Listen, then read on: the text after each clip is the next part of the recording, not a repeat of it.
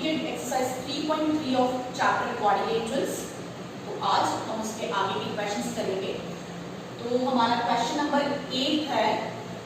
आज जो हम क्वेश्चंस ले रहे हैं यहाँ पर 8 है 9th क्वेश्चन, वो था related to the properties of parallelogram. मैं आपको प्रीवियस वीडियो में बताई थी क्या क्या प्रॉपर्टीज हैं पैरेललोग्राम की। फिर ये एक क्विक रिकैप बता देती हूँ मैं। पैरेललोग्राम में क्या होता है कि both the opposite sides are equal and parallel। ये opposite sides के दोनों मेजरमेंट्स इक्वल होंगे और दोनों साइड्स अपोजिट वाली पैरेलल होगी and opposite angles are equal.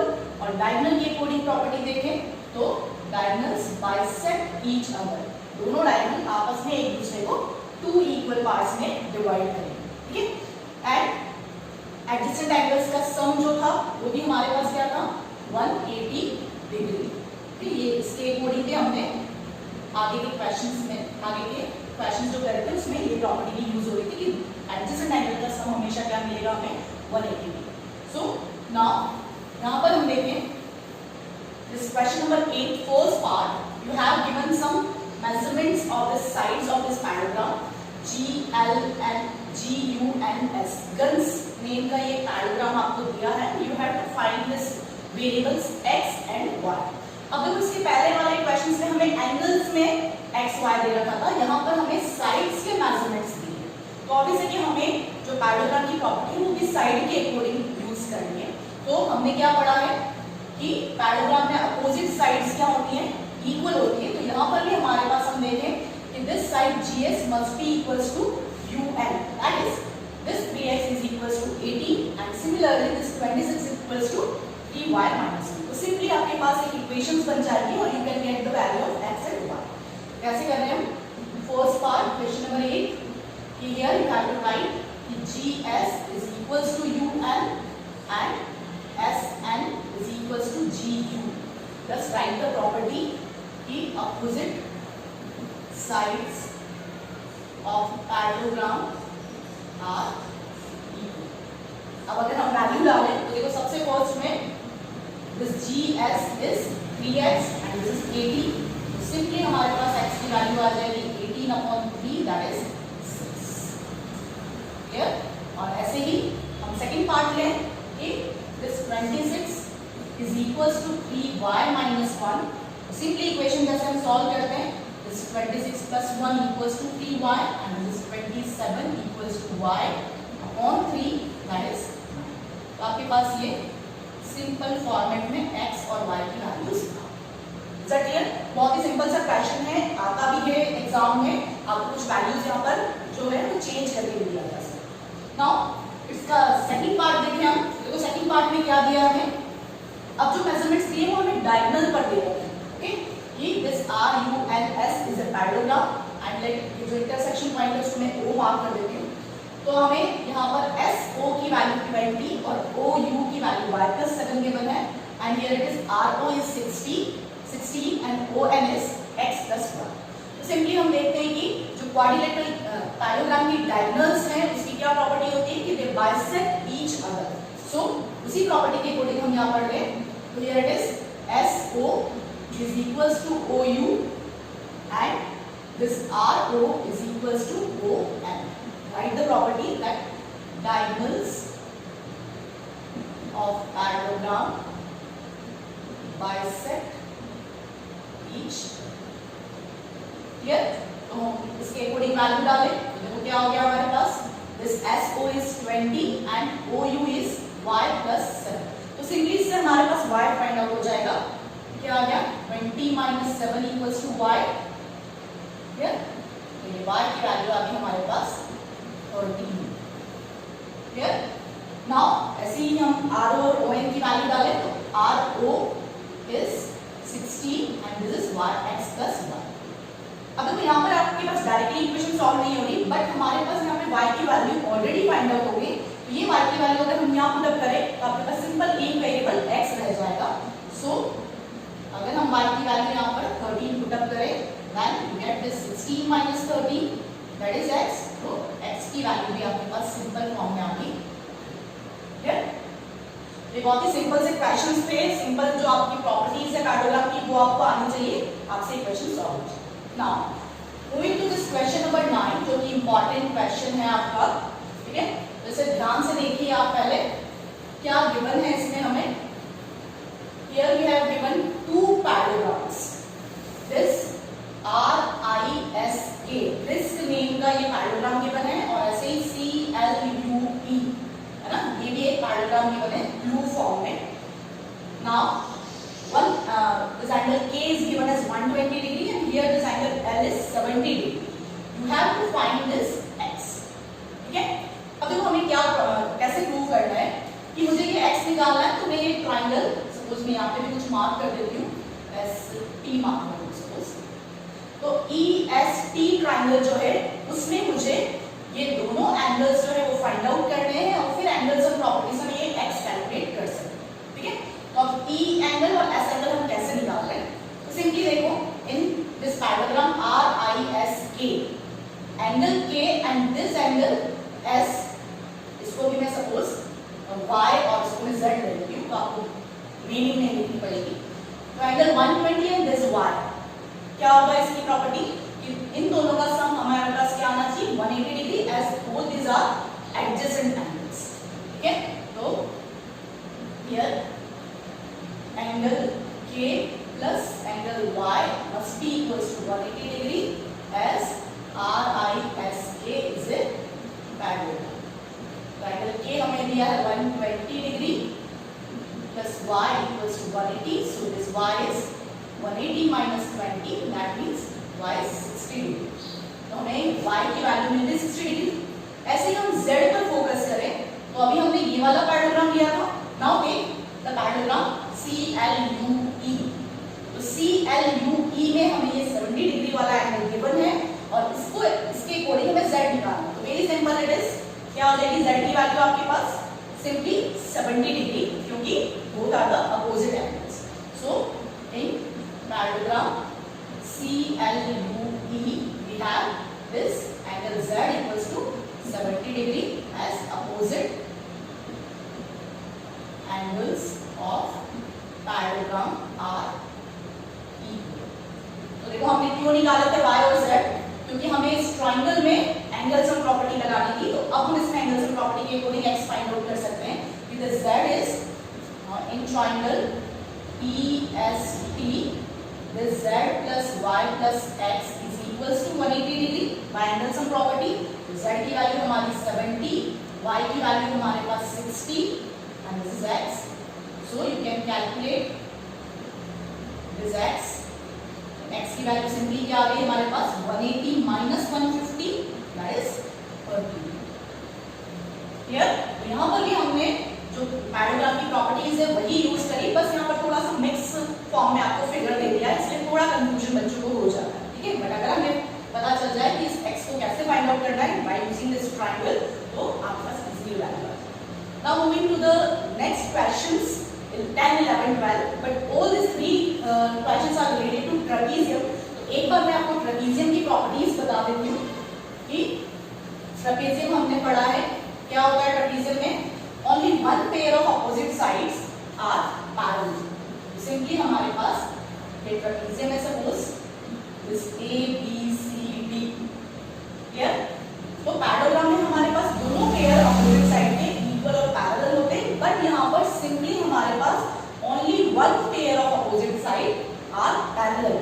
Equal की भी बात नहीं होगी ना, ओनली पैरेलल होंगे। तो यहाँ पर हम देखें तो ए बी पैरेलल है सी डी के, बस this is the only property for this trapezium, okay. और अगर हम यहाँ पर देखें कि अगर ये लाइन पैरेलल है और इसे हम ट्रांसवर्सल माने तो जो हम पैरेलल लाइन की प्रॉपर्टी पढ़ते हैं कि इंटीरियर एंगल का सम क्या होगा हमारे पास 180 डिग्री, उसके अकॉर्डिंग हमारे पास यहाँ पर भी क्या होगा, ये इंटीरियर एंगल का सम दैट मींस कि angle A plus angle D equals to 180 मिलेगा। और ऐसे ही यहाँ पर angle B plus angle C is equals to 180। But here हम ये नहीं कह सकते कि एंगल C प्लस D 180 होगा या एंगल A प्लस D 180 होगा, है ना, क्योंकि हम सारे एडजेसेंट एंगल का सम 180 नहीं बोल सकते, as this is not a parallelogram. हम यहाँ पर पैरेलल लाइन की प्रॉपर्टी यूज कर रहे हैं, तो यही दोनों पैरेलल लाइन है और ये ट्रांसवर्सल है, तो ये दोनों इंटीरियर एंगल मिलेंगे हमें, उनका सम 180, ये दोनों इंटीरियर एंगल मिलेंगे तो इनका सम भी 180। Is that clear? तो इसी के अकॉर्डिंग आपके पास नेक्स्ट क्वेश्चंस हैं ना। और अगर इस ट्रेपेजियम को थोड़ा सा चेंज करके ऐसे भी बना सकते हैं, clear, P Q R S, यहाँ पे हमारे पास ये P S पैरेलल है Q R से, तो यहाँ पर भी क्या है, these are the parallel lines, in angle का जो सम है आपके पास वो 180 degree. Is that clear? So let's check the question number 10, 11 and 12. Now on question number 10, here this figure is given and explain how this figure is a trapezium and which of its two sides are parallel. Simply आपको पूछा है कि trapezium है तो क्यों है वो आपको एक्सप्लेन करना है। तो सिंपली हम यहाँ देखें this angle M and angle L are one, इनका सम जो होगा वो क्या होगा 180 डिग्री है ना।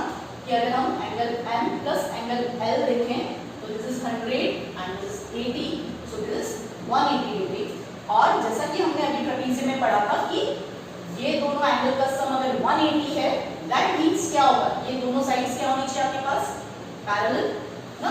So this NM is parallel to KL, और अगर one pair of opposite side आपके पास क्या आ जाए पैरेलल हो जाएगा तो क्या हो जाएगी, ये एक ट्रेपेजियम हो जाएगा। सो KLMN is a trapezium.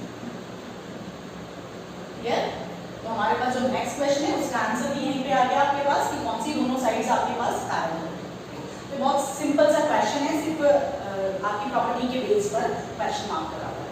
Now question number 11 देखो।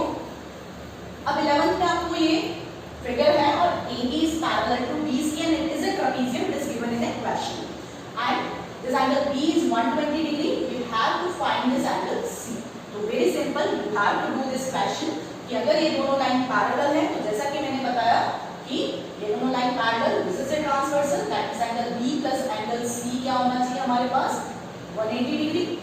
तो दिस इज 120, दैट मींस क्या होना चाहिए 180 माइनस 120 दैट इज 60 डिग्री। ये आप खुद करो है ना, हो जाएगा बहुत इजी, सही फॉर्म में लिखना, प्रॉपर्टी भी लिखनी है आपको। And in the same way question number 12 is given, here is in this figure this SP is parallel to RQ और एंगल R आपको 90 दिया है एंड एंगल Q इज 120 दिया, ठीक है। और हमें ये जो रिमेनिंग एंगल्स है वो फाइंड आउट करना है। तो सिंपली हमें इस तरह से पैरेलल लाइन दी और ये अगर ट्रांसवर्सल है हमारी तो इन दोनों एंगल का सम क्या होना चाहिए 180 डिग्री। और ऐसे एक और ट्रांसवर्सल हम बनाए तो इन दोनों एंगल का सम क्या होना चाहिए आपके पास 180 डिग्री, ठीक है। तो यहाँ पर भी ऐसे ही है कि अगर हम यहाँ पर angle S plus angle R जो होना चाहिए वो 180 होना चाहिए, तो सिंपली एंगल R 90 है, दैट मींस SP क्या हो जाएगा 180 minus 90 that is 90 degree. And similarly angle P plus angle Q क्या होना चाहिए हमारे पास 180 और एंगल Q की वैल्यू आपको 120 गिवन है, that means simply angle P क्या हो जाएगा हमारा 180 minus 120 that is 60 degree. Clear? तो ये सिंपली आपके ट्रेपेजियम बेस्ड क्वेश्चंस थे। Now I am moving to the next exercise, exercise 3.4, that is a very simple exercise और उसमें आपको जितने भी टाइप्स ऑफ पैरेललोग्राम हमने पढ़े हैं उनकी प्रॉपर्टीज पर बेस्ड क्वेश्चन दिए हैं। तो मैं पहले एक बार आपको रिवाइज करा देती हूँ कि क्या क्या हमारे पास टाइप्स थे पैरेललोग्राम के। तो first one is rectangle, second is square and third one is rhombus, ठीक है। तो जो हमने पैरेललोग्राम की प्रॉपर्टीज पढ़ी हैं वो ऑब्वियसली कि उसके टाइप्स पर भी फॉलो होंगी, है ना। तो अगर हम रेक्टेंगल, स्क्वायर, रोम्बस इन सब की बात करें तो अपोजिट साइड इन सारे फिगर्स में अपोजिट साइड्स जो होंगी वो इक्वल भी होंगी और पैरेलल भी होंगी, अपोजिट एंगल्स इक्वल भी होंगे और जो डायगोनल्स है वो बाइसेक्ट भी करेंगे आपस में एक दूसरे को, ठीक है।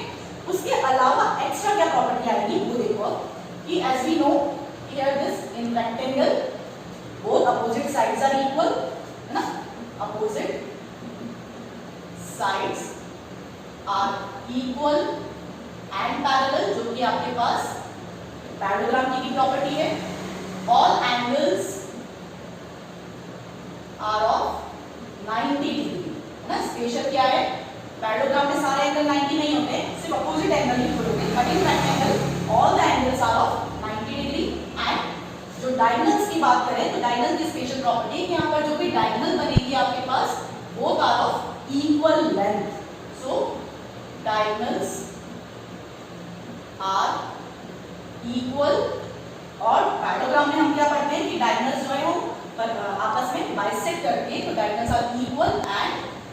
bisect each.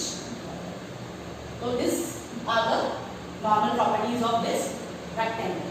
सेम ऐसे ही अगर हम स्क्वायर पर जाएं तो स्क्वायर में हमने क्या पढ़ा है कि all the four sides are equal ना, तो all sides are equal और जो अपोजिट साइड है वो पैरेलल भी होंगी है ना, and all angles are of 90 degree. और डायगोनल के अकॉर्डिंग देखें तो डायगोनल यहां पर भी आपके पास इक्वल लेंथ की होगी है ना, diagonals are of equal length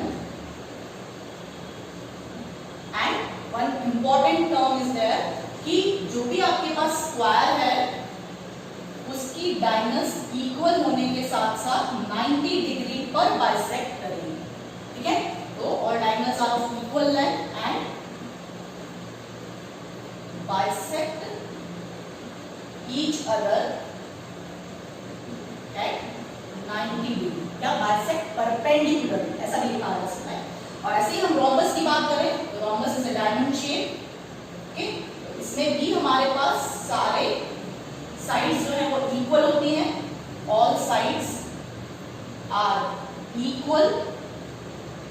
but जैसे हमारे पास स्क्वायर में चारों एंगल 90 डिग्री होते हैं वैसा इसमें नहीं होता। सिंपली जो पैरेललोग्राम की प्रॉपर्टी है कि अपोजिट एंगल्स जो होते हैं वो इक्वल होते हैं, ऐसा इसमें भी रोम्बस में भी होता है। तो simply opposite angles are equal, not all angles are equal. अगर सारे एंगल इक्वल होते हैं तो हमेशा 90 डिग्री ही बनेंगे यहाँ पर, बट यहाँ पर simply opposite angles are equal. And जैसा अभी हमने रेक्टेंगल और स्क्वायर दोनों में देखा कि डायगोनल्स की लेंथ जो होती है वो क्या है, इक्वल होती है, but in rhombus that are not equal. Diagonals are not of equal length, but equal length नहीं है बट बाइसेक्ट करेगी क्योंकि ये एक पैरेललोग्राम है। तो डायगोनल यहाँ पर भी आपस में एक दूसरे को बाइसेक्ट करेगी और परपेंडिकुलरली बाइसेक्ट करेगी, जैसा कि हमने स्क्वायर में देखा, ओके। तो diagonals are not of equal length but bisect each other at 90। This is the important property of this diagonal of this rhombus कि डायगोनल्स जो है वो परपेंडिकुलरली बाइसेक्ट करेंगे, ठीक है। अब now according to this properties of this different types of parallelogram, एक question मैं आपसे पुट अप करती हूँ कि सिंपली अगर आपको कहा जाए कि क्या सारे रेक्टेंगल्स को हम स्क्वायर कह सकते हैं, is all the rectangles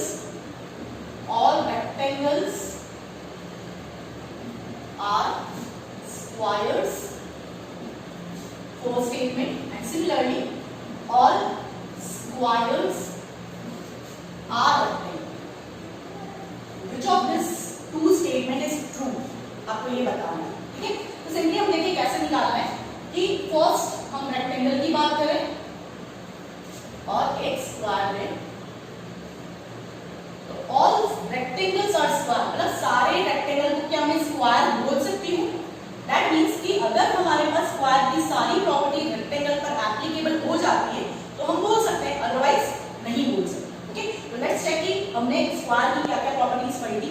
first side के हिसाब से देखें तो यहाँ पर स्क्वायर में क्या होता है, सारी साइड इक्वल होती है, but in rectangle only opposite side are equal. तो फर्स्ट प्रॉपर्टी ही स्क्वायर की जो है वो रेक्टेंगल पर एप्लीकेबल नहीं है ना। तो हम सारे रेक्टेंगल्स को स्क्वायर नहीं बोल सकते क्या? आप सिंपली देखो कि क्या इस रेक्टेंगल को मैं स्क्वायर बोल सकती हूँ, नहीं, बट इस स्क्वायर को आप रेक्टेंगल बोल सकते हो, जो मेरा सेकंड स्टेटमेंट है कि all the squares are rectangle. क्यों? क्योंकि रेक्टेंगल की सारी प्रॉपर्टीज पे एप्लीकेबल है। जैसे फर्स्ट प्रॉपर्टी थी मेरी कि opposite side are equal, yes. Square में मेरे पास सारी साइड इक्वल है, मतलब अपोजिट साइड इक्वल है।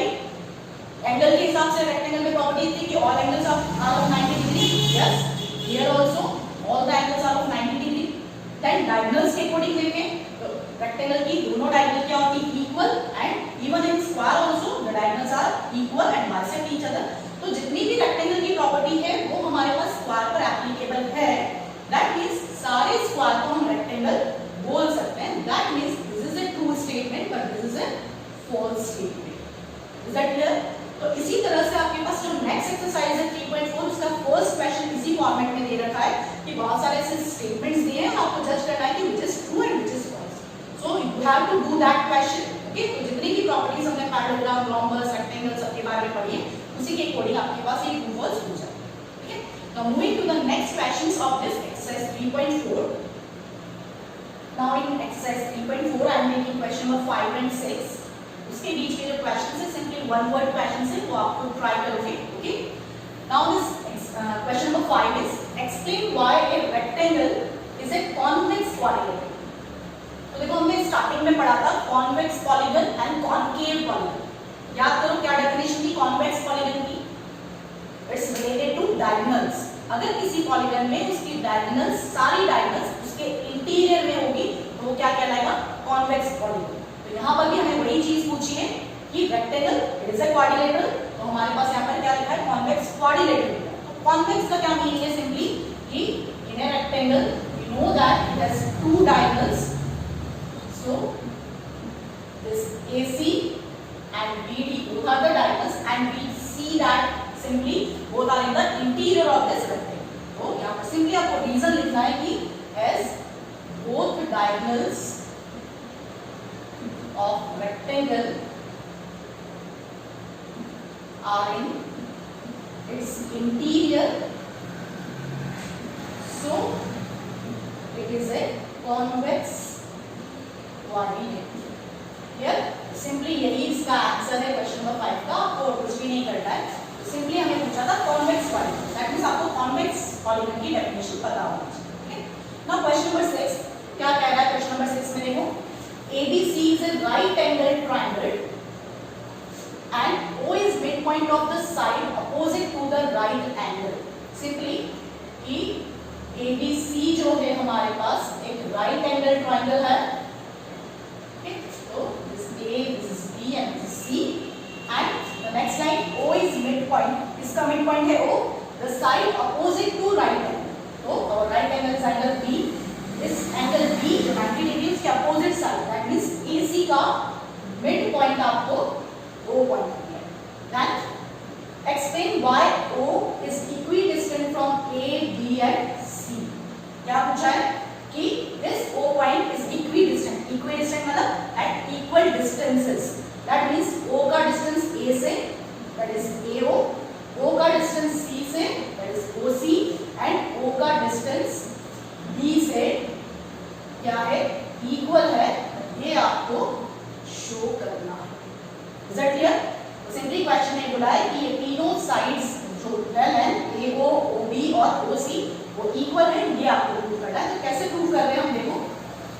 सिंपली हम क्या कर रहे हैं यहाँ पर, ये जो आपका रेक्टेंगल ट्रायंगल है उसकी साइड AB जो है उसके अकॉर्डिंग मैं C पॉइंट से इसके पैरेलल एक लाइन बना रही हूँ एंड सिमिलरली BC के पैरेलल A पॉइंट से आप एक लाइन बना इसके पैरेलल. और यहाँ पे मैंने दोनों के इंटरसेक्शन पॉइंट को D मार्क कर दिया. ठीक, तो draw CD parallel to BA and AD parallel to BC. तो अगर हम देखें कि this line is parallel to this one, this line is parallel to this one, that means कि ये मेरा पूरा क्या बन गया, पैरेललोग्राम बन गया. और एक पैरेललोग्राम में अगर आपके पास एक भी एंगल 90 डिग्री है तो वो क्या हो जाता है, रेक्टेंगल. तो यहाँ पर हम क्या लिख सकते हैं कि so here this ABCD is a rectangle. क्या बन गया मेरा ABCD, रेक्टेंगल बन गया. अब देखो हमारे पास रेक्टेंगल में जो दो डायगोनल्स होती हैं उसके हिसाब से इसको भी ज्वाइन कर लूं. तो we have this AC and BD as a diagonals of this rectangle and we know that the diagonals of rectangle are equal and bisect each other. वही चीज अगर मैं यहाँ रिप्रेजेंट करूं कि here this AC is equals to BD क्योंकि दोनों diagonals आपकी इक्वल होती हैं and bisect each other. That means this AO equal to OC and BO equals to OD. ठीक है, तो हमें क्या प्रूव करना था कि AO, OB और OC तीनों इक्वल होने चाहिए. देखो यहाँ पे कुछ पार्ट हमारे पास आ गया कि AO और OC इक्वल है, बस इसको हमें OB के बराबर रखना है. तो सिंपली हम देखें कि अगर पूरी लाइन ये AC और BD बराबर है तो उनके हाफ ऑफ पार्ट्स भी क्या होंगे, इक्वल होंगे. हाफ कर दूं AC का और BD का भी हम हाफ कर दूं, तो AC का हाफ क्या हो गया हमारे पास AO, एंड सिमिलरली BD का हाफ हम क्या लिख सकते हैं BO। तो देखो हमारे पास इस नेक्स्ट पार्ट पे आ गया कि AO is equals to BO and AO is equal to OC, so we have this AO OB is equals to OC। Is that clear? तो ये स्टैंडर्ड प्रॉपर्टी होती है राइट एंगल ट्रायंगल की कि कोई भी राइट एंगल ट्रायंगल होगा तो उसकी राइट एंगल के अपोजिट साइड का जो मिड पॉइंट होता है वो इक्वी डिस्टेंट होता है तीनों वर्टेक्स।